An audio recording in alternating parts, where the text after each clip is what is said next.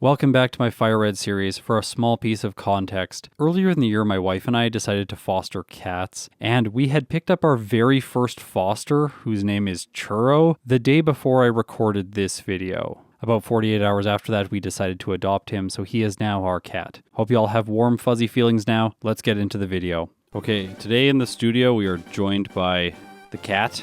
It is hanging out on my keyboard for my PC, not for my Mac, so I can at least record this audio. You can probably hear him right now. He thinks that the mouse on the computer is a toy, so he follows it around and attacks it.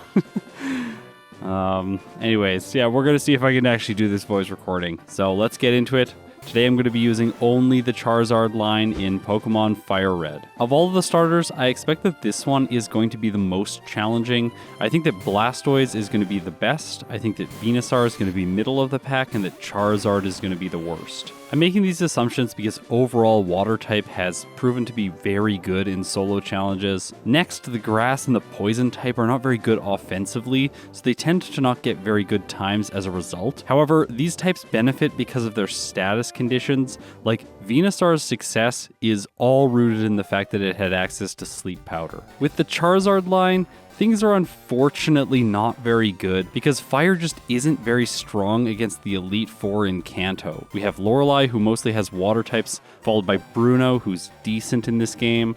Agatha's not really something I'm too worried about with Charizard, but Lance's dragons resist fire type moves, and Gyarados is a water type, and Aerodactyl is a rock type. However, it's not all bad for Charmander. I think they really realized that they needed to give this little guy something to deal with Brock, so at level 13 it learns Metal Claw. The funny thing is it actually might be better to just use Ember. After all, it has a 10% chance to burn, and Brock's rock Pokemon are not known for their special defense stats. So to make Brock easy, I'm going to train to level 13 just so I obtain Metal Claw, and while I do that, I want to explain a few things about Charmander as we get going.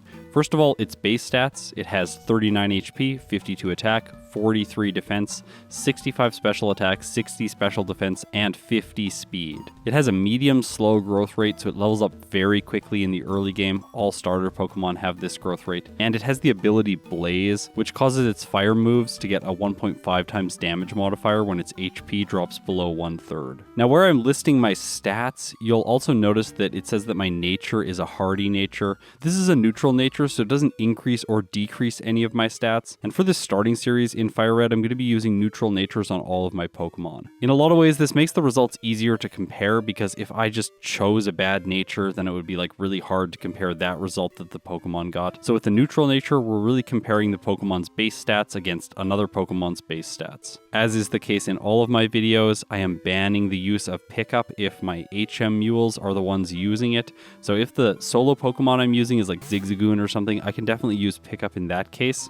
So I won't have access to hidden power, and that means that all of my DVs in these runs are perfect. Okay, so finally my Charmander has leveled up to level 13, where it learns Metal Claw, and now it's time to head into Brock's gym. Here I decided to fight the Light Years Junior trainer. By the way, I keep forgetting that he has a Geodude in these games, like it's really annoying. At least Metal Claw is doing about half. It sets up Defense Curl so I don't knock it out on the next turn, but my third Metal Claw takes it down. Next is Sandshrew. I think it makes more sense to use Ember here. If you look at the effective power of Ember, it's actually higher than Metal Claw, so it makes sense to use this when I'm not facing a rock type Pokemon. I defeat the junior trainer in this game, who's actually a camper Liam, so okay, I'll remember that in the future. And now it's time to face Brock.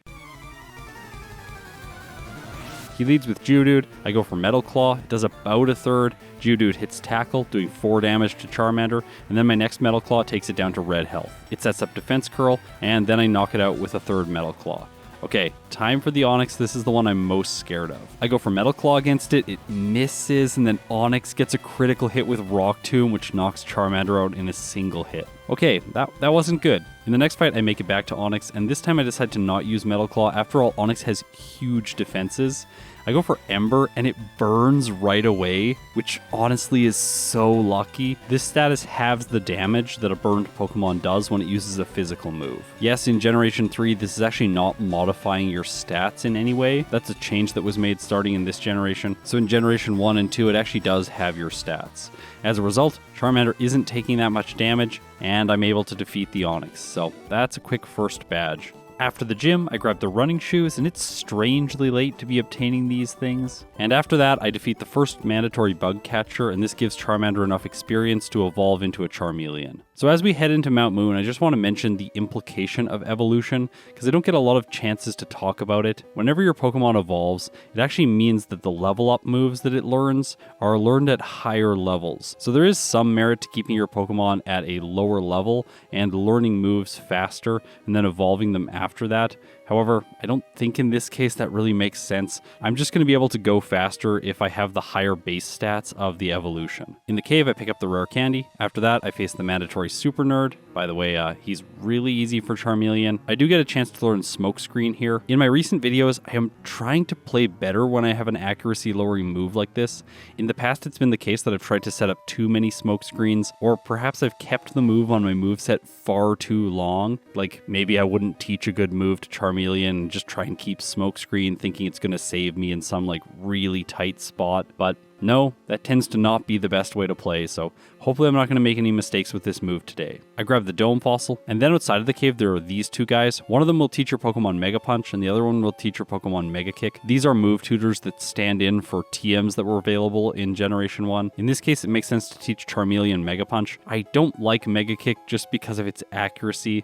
I know Mega Punch doesn't have perfect accuracy either, but Mega Kick is just like really inaccurate. So in Cerulean City, I don't think there's a choice to make. I'm definitely going to want to face the rival first, so let's do it. First is Pidgeotto. I go for Mega Punch, it does half, and I get hit by Sand Attack. At least my next Mega Punch connects and it knocks the bird out. Next, the rival chooses to send in Squirtle. My Mega Punch misses. Squirtle sets up Withdraw. Okay, that's a bit annoying. My next Mega Punch misses again, and Squirtle sets up Withdraw. Alright, by the time my third one hits, I do very little damage. Like, I think it's still probably better to be using Mega Punch instead of Ember. I try Ember out, it gets a critical hit, which does a lot. Then Squirtle hits one Water Gun, followed by another one, taking Charmeleon all the way down to 3 hit points before I finally knock his ace out. However, in this game, he sends in his Pokemon asynchronously, so he still has an Abra and a Rattata left. While I am able to take out the Abra, the Rattata comes out and just uses Quick Attack, so that's that. Now, Charmeleon has an issue with this fight because even at level 20, which is over a damage rounding threshold, I'm not able to consistently two-shot the Pidgeotto with 2 uses of Mega Punch. As a result, Sand Attacks can stack up and get really bad. In the next fight, I have less than half health before the Squirtle comes out, so yeah, this one ends up as a loss. I'm going to try this fight again because I really don't want to train at this portion of the game. There is only one grass patch available to me and the Pokemon there are at very low levels. I take the Pidgeotto out, only having my accuracy lowered once. He sends in Squirtle, Mega Punch hits this time before it gets a Withdraw, then it uses Tail Whip. Okay, that's better for me. I miss a Mega Punch, it sets up Withdraw, my next Mega Punch hits, taking it to a 3rd health. It uses another Tail Whip, and then I take it out. Alright, so I have green health for his final 2 Pokemon. Abra's an easy one-hit with Mega Punch, and last is Rattata. I'm a little bit worried here because my defense was lowered 2 stages. I go for Mega Punch, move first, and knock it out in a single hit. So I've defeated the rival on Nugget Bridge. Through the powers of video editing, we teleport near the end of this next section of the game. I've just defeated the hiker and this junior trainer. I think he's a junior trainer in this game. I really wanted to do this so I could pick up this TM, which is TM 43, and it is Secret Power. While it doesn't pack the same punch as my current normal type move, at least it has higher accuracy, and on normal terrain, which is like pretty much all of the terrain you fight trainers on, it has a 30% chance to paralyze. This TM is sort of like the stand-in for Body Slam in Fire Red and Leaf Green, so I think I'm going to be using it a lot in these challenges. After defeating Lass Haley, who is the oddish junior trainer from Generation 1, I noticed that there's this little dark spot on the grass. This means there's a hidden item there. In this case, it is just a useless berry. Okay, so let's head back to Cerulean City, and here I have to defeat the Rocket outside of town. In this case, defeating him is going to give me the TM for Dig, and I think that with it, I'm actually going to be able to defeat Misty right away. So to not fall into the accuracy lowering trap, I teach Dig in the place of Smokescreen, and then I teach Secret Power in the place of Mega Punch. Okay, let's take on Misty. First is Staryu, and if this was Generation 1, I know that I'm going to outspeed because it has 38 speed in that game. I go for Secret Power, and it one-hits. Okay, so that's a good start to the fight. I'm going to be able to consistently get to the Starmie. Now, in Generation 1, this thing has 56 speed, so Charmeleon would be speed tied with it.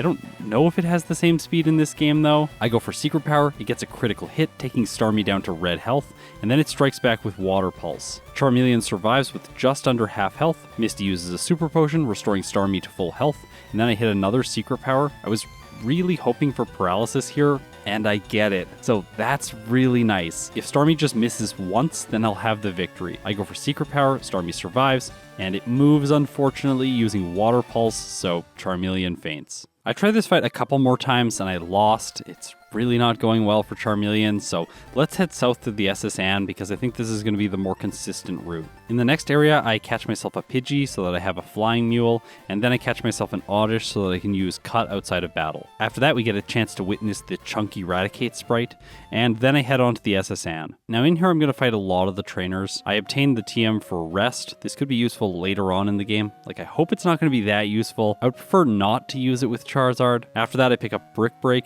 This could be useful. And then I go into the kitchen because in these trash cans, there are 3 useful berries. In FireRed and Leaf Green, there are no places to grow berries, so the only way to obtain them and use them in battle is to pick them up in these locations. You might notice that throughout the remakes, I am using overall less held items than I do in say Pokemon Crystal or Pokemon Emerald, and that's really because held items are just a little bit harder to come by in these games. Okay, so with that, let's fight the rival here. He shouldn't be too difficult. Pidgeotto's first, I go for Secret Power. Okay, only does half, so once again I get hit by Sand Attack. I knock it out on the next turn. The rival sends in Wartortle. I go for Secret Power. It misses. Wartortle sets up Withdraw.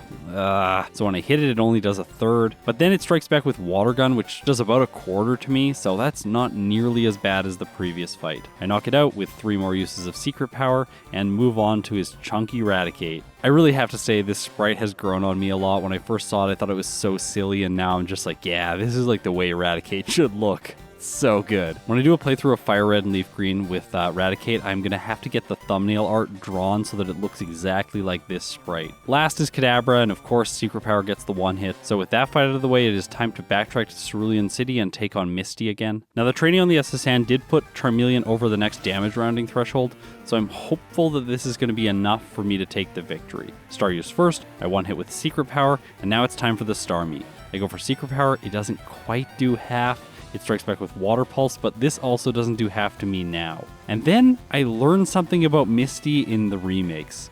The Starmie has Recover. Honestly, that could be very bad for some Pokemon. I'm specifically thinking about very weak fire types. In this case, the Starmie is stalling me out, which is really annoying. Finally, it decides to use Water Pulse and it gets a critical hit. So yeah, that's a loss. I try again. This time, Starmie gets another critical hit, taking Charmeleon down to red health. And because Secret Power isn't doing enough damage to knock it out in 2 hits, it takes me down again. Okay, so in the next fight, it's not going to get a critical hit, right? It better not. It doesn't. I get locked into a stalling fest where it tries to use a lot of Recover, but eventually Secret Power causes paralysis, and this gives me the opening that I need to finally knock her ace out. Alright, so Misty made me work for that second badge, and I don't think that Surge is going to make me work for the third one. After all, I do have Dig, so let's head south and take him on. His lead, of course, is Voltorb. Charmeleon moves first using Dig and gets the one-shot. Okay, next is Pikachu. I go for Dig again. Sets up double team, so maybe I should have just gone for Secret Power there. Still, Dig hits, and I knock out Surge's second Pokemon. Okay, so it's time for his ace, Raichu. I go for Dig against it. Raichu sets up double team, and then I miss. It hits Thunder Wave, paralyzing me, sets up another double team, and now things are quite bad because if I want to use Dig, I have to go underground, meaning that paralysis has 2 chances to activate. By the way, for the longest time, I thought this status condition gave you a 50% chance to not attack, but it's actually a 25% chance to not attack. So I hit my next Dig, but Raichu survives on red health. Surge uses a Super Potion, almost fully healing it. Paralysis prevents me from attacking. Raichu sets up another double team. Alright, this is getting into unwinnable territory. And in this case, I just don't get the luck I need, and the Raichu finishes Charmeleon off. Okay, so let's try that again. This time on the Pikachu, when I use Dig, it actually activates Static, so I get paralyzed before the Raichu comes out. I really should be using the Cherry Berry that I picked up. Instead of trying to go for Dig here against the Raichu, I might as well use Ember or Secret Power. Unfortunately, I miss on the first turn and this thing starts setting up double team again. Like, ugh. My second attack with Secret Power hits, doing half to the Raichu. It hits one Shockwave, and then my next Secret Power hits, knocking it out. Okay, so this might be one of the best performances that I think Surge has ever had. Now, one thing that's very notable in the remakes is the fact that his badge actually boosts your speed stat. Now, if you've watched a lot of my videos, you'll know that this is different than in Generation 1, because in Generation 1, Surge's badge boosts your defense stat. Honestly, if you got the speed boost this early in Pokemon Yellow, that game would be much easier for so many Pokemon. Having to wait until after Koga to get it, just like, oh, it makes the mid-game such a slog. So in the next route, after I defeat Picnic or Alicia, also known as the Rapping Lass, I can pick up the TM for Aerial Ace, and then later on this route, after I defeat the Bug Catcher, you'll notice that I pick up the Chesto Berry, which is a hidden item, as well as a hidden rare candy. Now for the remakes, I've taken a slightly different approach to learning these games than I usually do. So say for instance with Generation 2, I just started playing the games and hoped that my knowledge from being a kid would be enough to like get through the first playthroughs. This was a bad approach. And then when I started playing Emerald, I did a bit more research into the game. However, I really didn't research the items well enough. So after I did my Butterfree playthrough, I actually went through and systematically researched all of the items that I think I would need for a typical solo challenge. For example, I determined where all the items in certain categories are, so like where are all of the rare candies, where are all of the PP restoring items, where are all of the TMs, and where can I find, let's say, all of the held items. That last category is actually a bit frustrating in Generation 3 because most of the held items are just held by wild Pokemon, and there is no finite method that you can always obtain them with in a playthrough. However, if you're a grass, fire, or water type, I can at least buy the held items in the game corner when I get there. However, before that's the case, I have to make my way through Rock Tunnel, and here we can see a small disadvantage that the Charmander-Line has when compared to the Bulbasaur-Line. And that's that it doesn't evolve at level 32, so Charmeleon's going to evolve into Charizard at level 36. Near the end of the tunnel, I use the move tutor to teach Charmeleon Rock Slide, and then I go up against Hiker Dudley, the self-destructing hiker. Now he wasn't an issue for the Venusaur line, obviously I had 4 times damage, but for Charmeleon he could be a problem. Luckily Dig one-shots both of his first 2 Geodudes, and that doesn't give them a chance to use self-destruct. He sends out Graveler, I use Dig again, but then it goes for Magnitude, and it rolls Magnitude 8, which when you're underground does double damage, so it takes Charmeleon all the way down to 5 hit points. Maybe I should have been using Metal Claw instead. Because it survived my dig, it gets in another hit, and that's a reset. I wasn't sure if the Geodude also had Magnitude, so I used Dig against the first one, but yes, it has Magnitude, so I take about a third damage before the second one comes out. Okay, so let's use Metal Claw. Unfortunately, it doesn't do enough damage, so I take more damage from Rock Throw before I make it to his Graveler. I think the best choice here is to use Ember. After all, I could cause a burn and cut his damage. Or in this case, the Graveler could just use Defense Curl, and then my second Ember could knock it out. Alright, so with that, I have made it to Celadon City. First, I'm going to explore the Rocket Hideout. If you check out the bottom center of the screen, you'll notice that I've taught Flamethrower in the place of Ember. It is really nice that Charmeleon learns this powerful Fire-type move before it evolves into Charizard. That way, when it does eventually evolve, it's not going to have to learn this move at a higher level. Just before I get to Giovanni, I defeat the last mandatory rocket, and this levels Charmeleon up to level 36, so now it is time to be a Charizard. On level up, it gets the chance to learn Wing Attack, and I think that this is a good replacement for Metal Claw, at least for the time being. Up next is Giovanni. I'm out of PP for Flamethrower, so I have to use Dig against the Onix, which isn't going to get the one hit. At least I don't take any damage, and then I finish it off with the second hit. Next, he sends in Rhyhorn, and while Giovanni is a ground-type trainer, this thing only knows normal-type moves, so yeah, I knock it out with 2 uses of Dig. Last is Kangaskhan. It goes for Fake Out, causing me to flinch, and then I start using Rock Slide, which does like a quarter. Okay, that's not very much. Luckily, it's also not doing very much to me, so I finish off in 4 hits, and with that, Giovanni is defeated. Next is Erika's gym, and I really want to defeat all of the trainers here to get more experience. If there's a place to train in the playthrough, this is definitely it for Charizard. I'll just take a moment here to mention the fact that I am not a huge fan of Charizard's back sprite. Just the angle that it puts its face at looks kind of strange. I did actually really like the Charmander back sprite, so yeah, this is a bit of a downgrade, but at least it doesn't look like a collection of 15 pixels like it would in Generation 1. Okay, so let's face Erika, who is obviously going to be extremely easy. She leads with a Victory Bell. I go for Flamethrower, and it knocks it out in 1 hit. Okay, so I expect the remaining 2 Pokemon to go that way as well. Tangle is a lower level, and so I 1-hit it, and then she sends in her Ace Vileplume, and of course, Flamethrower gets the one hit. So now let's take on the rival in Pokemon Tower. He leads with a Pidgeotto, and I basically have Rock Slide just so that I can one-hit this thing. Next he sends in Wartortle, and I didn't think that Wing Attack would get the one hit, so I go for Rock Slide just in case it causes a flinch. It doesn't. Wartortle uses Withdraw, and then I knock it out on the next turn with the more powerful move. He sends in Growlithe next, which causes Intimidate. Luckily Rock Slide has a little bit more power than Dig, so it is able to take it out. Execute follows, obviously Flamethrower one hits, and last is Kadabra. I go for Wing Attack, and it goes down. So the rest of Pokemon Tower isn't going to be an issue because Wing Attack can hit ghosts. At the top of the tower, I one-shot the ghost Marowak with Flamethrower, and then I chat with Mr. Fuji, get teleported to his house, and have to talk to him to get the Pokeflute. I still think it's kind of funny that they didn't change this in the remakes. Like, I'm sure so many people just never got this item and wandered around and had no idea what to do. Up next is the Safari Zone, and with the EV system, this area is much less intriguing. In Generation 1, I'm always excited to pick up the vitamins here, but really in the remakes, I just have to come here so that I can proceed with the plot. After I grab the HM for Surf, I fly out. You cannot dig out in the remakes, and now it's time to take on Koga. He leads with a Coughing, and this Pokemon got a big upgrade in Generation 3 because it now has Levitate, so Dig can do no damage to it. So instead I'll have to use Flamethrower here, and luckily it gets the one hit. Next he sends in Muck. I probably should be using Dig here, after all it has less defense than it has special defense, but 2 Flamethrowers get the job done. He has one more Coughing, obviously it's a one hit, and all that remains is Wheezing. In Red and Blue, the reason this Pokemon is so terrifying is just because you can use Self-Destruct to deal massive damage to you. When you're doing a solo challenge, that can be very problematic, but in the remakes, they took this move away. This Wheezing only has Tackle, Sludge, Smokescreen, and Toxic. So today it's not really that scary for Charizard, and eventually I knock it out, earning myself the 5th badge. And with it, I get a 10% boost to my defense stat. Next is Silph. And notably on the 10th floor, there is no longer a TM for Earthquake. It's now a prize for defeating Giovanni, which really does impact some Pokemon, especially with the fact that Dig is only base 60 power in Generation 3. After defeating the trainer with Machoke,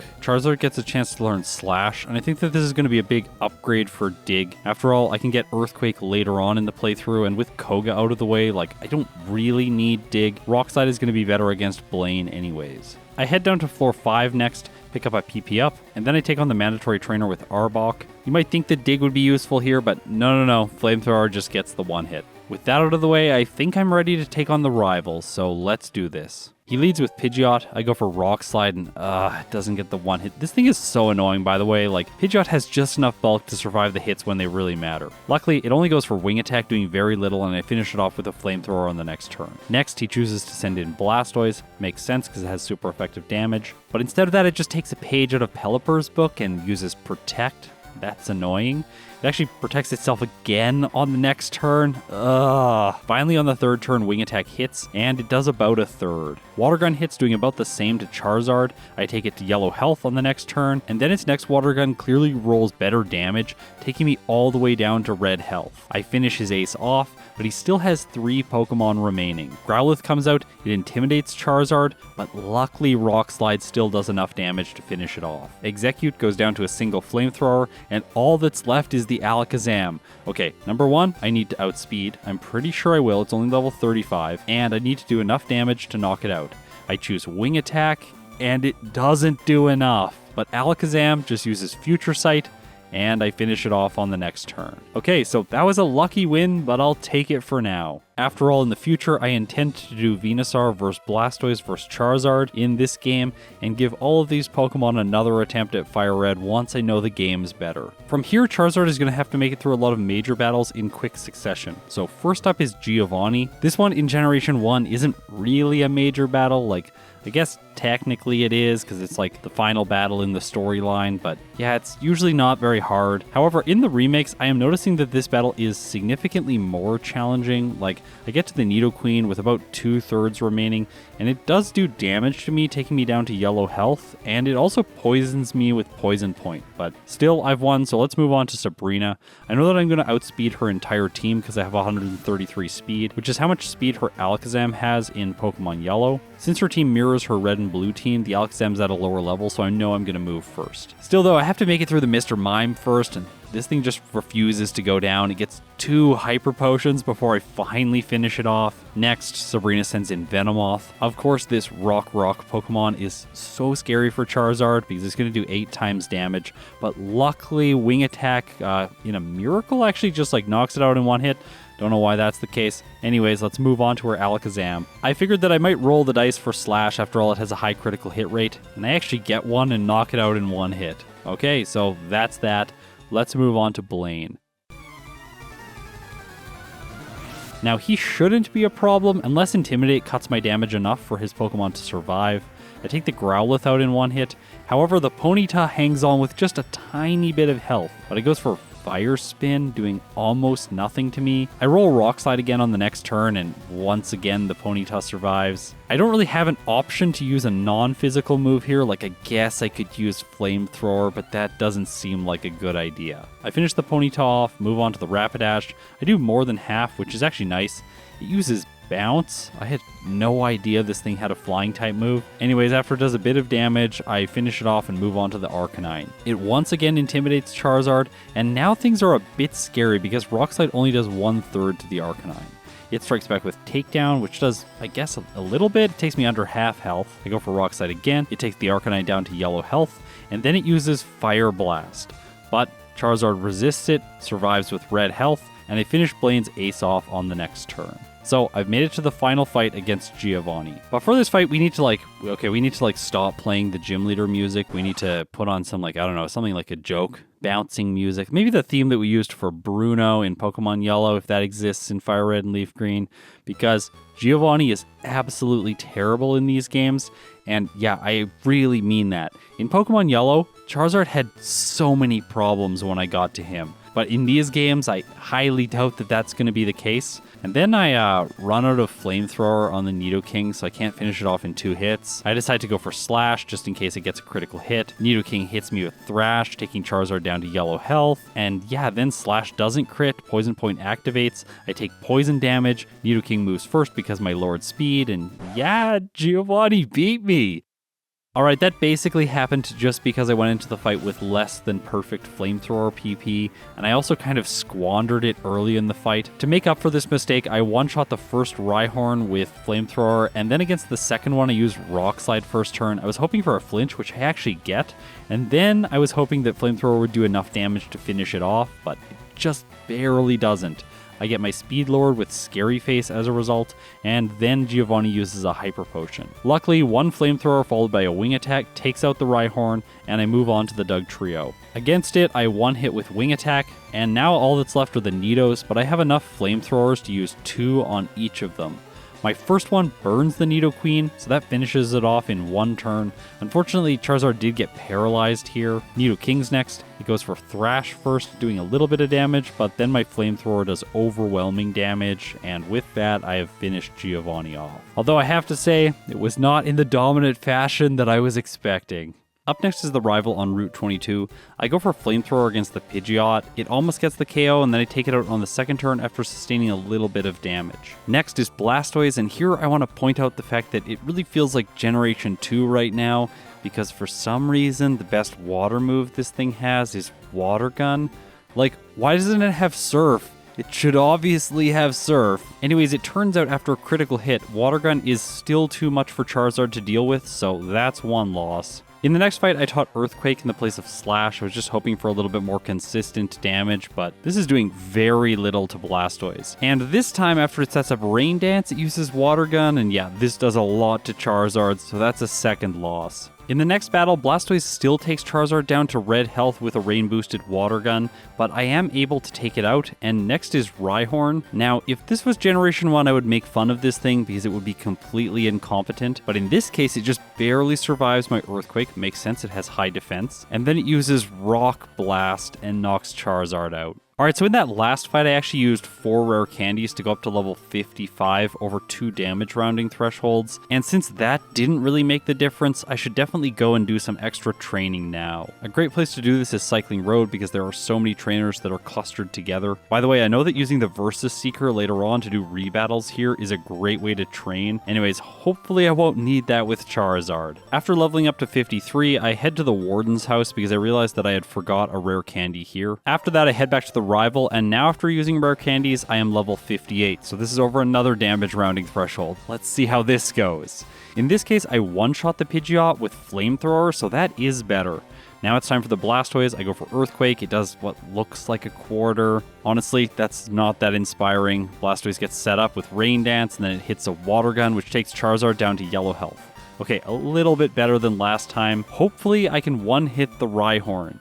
Instead of going for Earthquake, I try Flamethrower thinking that this thing might have low enough special defense, but it just barely survives again and uses Rock Blast, getting a critical hit and knocking Charizard out. In the next fight, however, Flamethrower rolls better damage and the Rhyhorn goes down to a single hit.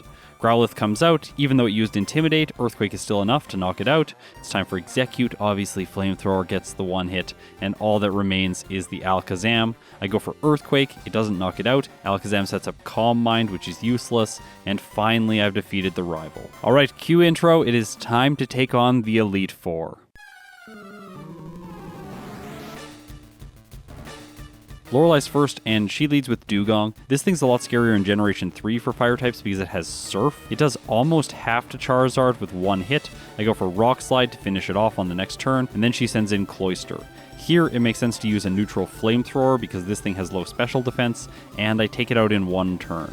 Okay, next she sends in her very happy Lapras. I go for Flamethrower, it does half. Lapras hits Surf, taking Charizard down to red health. And unfortunately, it recovers some health with a Citrus Berry, so I don't think I'm going to get the KO. But apparently, Flamethrower has the roll in it, so I knock the Lapras out. But then Lorelei sends in Slowbro, and I don't really have something that's good against this Pokemon. I go for Earthquake, it does less than half, and then the Slowbro finishes me off with Ice Beam. In the next fight, I make it back to the Lapras, but in this case, I don't get the better roll with Flamethrower, and as a result, after Lorelei uses a full restore, this fight is looking really bad. However, then I roll better damage, and I do take the Lapras out, but I have 2 hit points left over for the Slowbro, so unless Rock Slide causes a lot of flinches, oh, it does actually cause 1, so that's pretty good. But in the end, it still takes me out. So let's head back to the Safari Zone now, because I forgot one TM in here, which is going to be very helpful for Charizard, and that is the TM for Sunny Day. In the next fight, I debated setting it up on the Dugong, but I think this might be a little bit premature. I'm not having problems against her first 2 Pokemon. And then the Dugong gets a massive critical hit. I figured at this point, like, might as well set up Sunny Day. This fight's awful. Dugong then selects Ice Beam, and I survive with 1 hit point. Like, what? Cloyster's next. Flamethrower obviously takes it out, and now it's time for the Lapras. I just wanted to see what the damage range was like here, and I actually get the 1 hit, so that's great. Next is Slowbro. Obviously, the critical hit from the Dugong was too much, so I do end up losing here. Now, you might wonder in situations like this why I don't just reset immediately when I get awful luck like that at the start of the fight. Well, normally I want to get footage of myself fainting so I can cut around it beautifully in the video. I really care about aesthetics, if you couldn't tell already by looking at my overlay. I did want to explore the damage range against the Lapras as well, but in the second fight I don't get as good of a roll. Like, it's a much worse roll. And because of that, I take some damage, move on to the Slowbro, and here with the sun on my side, I can do half to it with Flamethrower. However, then the sun fades, and now I have to use a different move, so it's going to take 2 more hits. As a result, Lorelei gets a Surf in, and that finishes Charizard off again. Alright, so apparently what I need to do is set up Sunny Day against the Dugong. Oh, great, it just goes for Hail right away, so I have to set up Sun again. This time it uses Surf. After that, I go for Rock Slide, hoping to cause a flinch, but it sets up Hail again, and then I have to set up the Sun, so this is not fun. I finish the Dugong off. Next is Cloyster. Flamethrower takes it out. Then it's time for the Lapras. I don't get the good damage roll here. It survives, gets a Surf, taking Charizard down to low yellow health. And then I finish it off on the next turn. Okay, time for the Slowbro. Unfortunately, the sunlight fades. I go for Flamethrower anyways. It does half, so that's decent, but the Slowbro knocks me out again. Obviously, what I need is more levels, and I have some rare candies left over, so I'm going to head to Victory Road and level up here once to take Charizard to level 62. After this training, I can use 3 rare candies to take Charizard up to level 65, and this is over 2 damage rounding thresholds, so hopefully this will be enough for Lorelei. Instead of setting up the sun this time, I just go immediately offensive and knock the Dugong out with 3 hits from Rock Slide. I had to use 3 because she used a healing item. Anyways, it's time for the Cloyster. Now, since I want Sunny Day later into the fight for the Slowbro, I think I'll set up Sunny Day here. I get it, use Flamethrower, knock the Cloyster out. Next is Lapras, which I was hoping to one-hit, but I don't. It survives on red health, and then I take it out. But I have a lot more health for the Slowbro now. I should have used Flamethrower here, but I go for Rock Slide. In the end, it does get a flinch, which is nice. After that, I reset the Sun, lowering Slowbro's Surf damage, and then I use Flamethrower, which takes it to red. It also takes me to red with Surf, but then, because she uses a healing item, I'm able to attack, and in this case, Flamethrower gets the one hit. Alright, nice.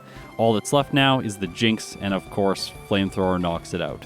So I'm finally moving on to Bruno. Now this fight is honestly a bit worrying for Charizard because I do have super effective damage with Earthquake, but the Onix has so much defense, it survives and uses Rock Tomb, which lowers my speed and does about a quarter to me. I finish the Onix off. Next is Hitmonchan. I use Flamethrower, so counter fails, and then I knock it out with burn damage. He sends in Machamp next. I think this is because it has Rock Slide, but for some reason it just goes for bulk up, so I get 2 Flamethrowers and that's enough to knock it out. Hitmonlee comes out, it actually survives, uses a Mega Kick, taking Charizard under half health. Bruno uses a healing item, and then I knock it out with 2 more hits. Okay, time for his final Onix. I go for Flamethrower, it doesn't take it out. Onix just uses Double Edge. I don't know if this one has Rock Tomb, I think that would have been a better choice. Maybe it would have lowered my speed enough to get another hit in.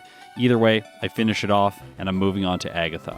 I really wish for this fight that I could just use Earthquake to sweep her, but I'm not going to be able to, so I have to use Flamethrower. Oh, it actually takes the Gengar out in one hit. That's really nice. It also one-hits the Golbat. Alright, that's good. It one-hits the Arbok. However, on the second Gengar, it finally survives, but it just misses Hypnosis, and I knock it out on the next turn. Okay, so all that's left is the Haunter. And of course it goes down to a single Flamethrower, so Charizard has done it. So now it's time for Lance. What I'm really hoping here is that even after Intimidate, Rock Slide is going to be able to take the Gyarados out. But in this case, it doesn't even do half. I guess at least it caused a flinch.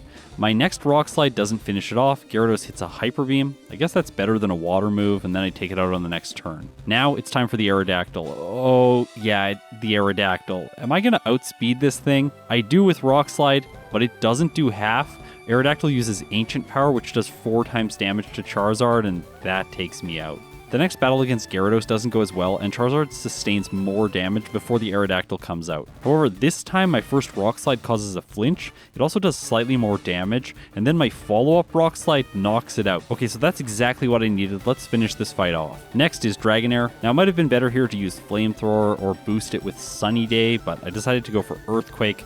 It doesn't even do half. Dragonair uses Thunder Wave, paralyzing Charizard, but then I get a critical hit, knocking it out on the next turn. However, now that I'm slow, the Dragonair is doing a lot of damage to Charizard, and it takes me down to red health before the Dragonite finally arrives, and because of that, it just knocks me out with Wing Attack. So this fight's not going well. The second Dragonair finishes me off in the next fight. Then Aerodactyl takes me out, not once, not twice, but 3 times in a row. It was at this point that I was starting to feel a little bit hopeless with Charizard. Just because I love round numbers, let's go until 30 resets, and then at that point, I'll go and train more and then attempt the league again. By the way, I am noticing now that my reset counter is like slightly not centered when there is a 2 as the leading digit. It looks fine when there's a 1, but anyways, that's a small detail I'll have to correct for the next video. Ruining my hope even more is the fact that I make it to the Aerodactyl with only red health this time. Okay, but Rock Slide causes a flinch, that's good. I use it again, but Aerodactyl hangs on, like come on. Oh, I get another flinch. Okay, so now I'm out of Rock Slide PP, which is absolutely terrible because the Dragonite is still coming. I do have Rest though, so I have the potential to move Paralysis, and like maybe I can take the Dragonite out with Flamethrower. So I knock the Aerodactyl out, and then against the first Dragonair, I don't want to take any chances here, so I heal up with Rest. I specifically brought a Chesto Berry into this fight, so I only take 1 turn of damage from Outrage, and then I use Flamethrower, which gets a critical hit, securing the knockout. Lance sends in his second Dragonair. Against this one, I'm going to set up Sunny Day to boost Flamethrower's damage. This lets me take the Dragonair down to red health. Outrage continues, taking Charizard under half health, and then I continue attacking with Flamethrower, finishing the Dragonair off. Okay, so now it is time for the Dragonite. Let's see how much a sun-boosted Flamethrower does. And in this case, it does more than half because it gets a critical hit. And then Dragonite just sets up Safeguard. The sun fades, Dragonite eats a Citrus Berry, and I go for Flamethrower again, which just takes it to red health, so that's not good. Dragonite goes for an Outrage, and Charizard just barely survives. I use 1 more Flamethrower, and I knock it out. Okay, so I got through Lance. It required a lot of luck this time. If I was going to optimize this playthrough, I think I would have to be a higher level to get through this fight consistently. Either way, this is a series of first playthroughs, so I am moving on to the champion.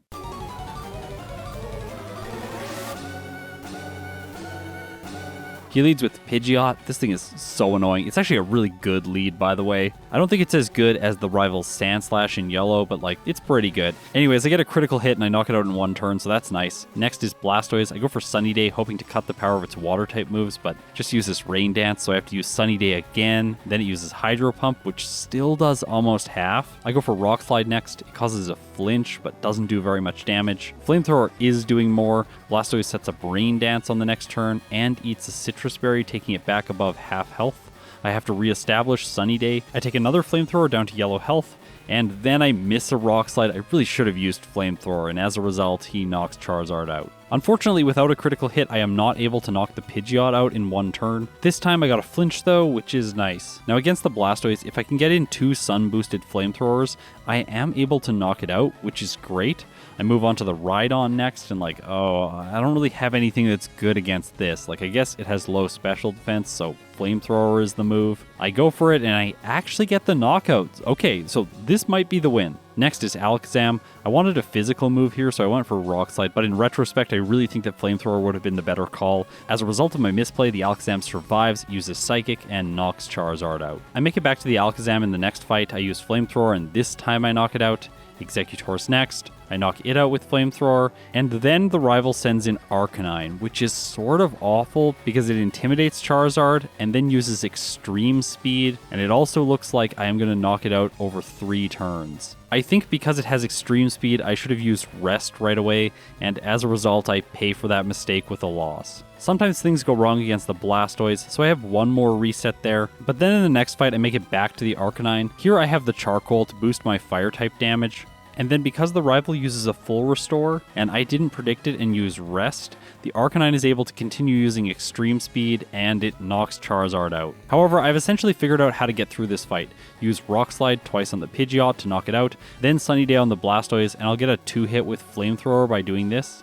On the Rhydon, Flamethrower always gets the 1-hit, it also always 1-hits the Alakazam, and then on the Exeggutor, I can actually use Rest to heal up so that I have good health for the Arcanine. I finish it off, the Fiery Doggo comes out intimidating me. I got hit by a Feather Dance earlier on, by the way, so I have -3 attack. Like, I really do not want to be using physical moves anymore. As a result, I have to resort to Flamethrower against the Arcanine. Doesn't do very much. I try Rock Slide, it does like about the same. I go back to Flamethrower because my health is getting low, and Blaze is going to start boosting Fire type's moves. By the way, I very rarely talk about this ability, but it is really key here. However, knowing the Arcanine has Extreme Speed, I play a little bit carefully, healing up with Rest when my health gets low, and by doing this, I am eventually able to finish it off. So after everything is said and done, Charizard clocks in with a time of 1 hour, 33 minutes, and 21 seconds with 32 resets at level 68. This took 4 hours and 41 minutes of game time. So let's compare this run to the 3 other FireRed runs that I've done to this point. By the way, I will be putting all of this data into a tier list, but right now I think it really makes sense to look at the raw data to compare these runs, because some things are worth noting that wouldn't be visible in a tier list. So Charizard's real time was worse than both Mew and the Venusaur line, but its real time was much better than the Butterfree line. However, it had the most resets out of any of the playthroughs that I have done so far. And this is by a significant margin. It had 12 more resets than Butterfree. I think it's worth noting if we rank the Pokemon based on level at completion, they fall into the exact same ranking. However, if we rank them based on game time, then a weird thing happens, because Charizard is actually the fastest Pokemon, and Venusaur is second, and then Mew is third. And this is why I always choose to rank based on real time, because Charizard is very clearly not better than Mew or Venusaur. The massive number of resets that it had to have really meant that it needed luck to get through the Lance fight at this level, and if I got through that fight consistently, then I would have accumulated more game time. Also, the reason that Mew's game time is so high is because it had so few resets. The more times you reset, the more artificially low your game time is. So whenever using game time as a metric, you really have to consider it in the context of either the real-time finish or the resets, because these two metrics help take into account the number of times that the Pokemon failed. Yes, of course, there is player error in those metrics, but none of these metrics are perfect in themselves. Either way, I'm pretty confident today giving Charizard the 3rd place. However, I do think in the future that Butterfree might just outperform it. Its results are artificially low just because it was my first playthrough. Coming up next in this series is going to be my attempt with Blastoise only. Just in case you're wondering, I played all 3 of these playthroughs in the same 24-hour period, so none of the Pokemon were influenced by me reading more comments or researching the game more. Thanks so much for supporting me. You are all incredible. And with that, this video is done. I'll see you in the next one.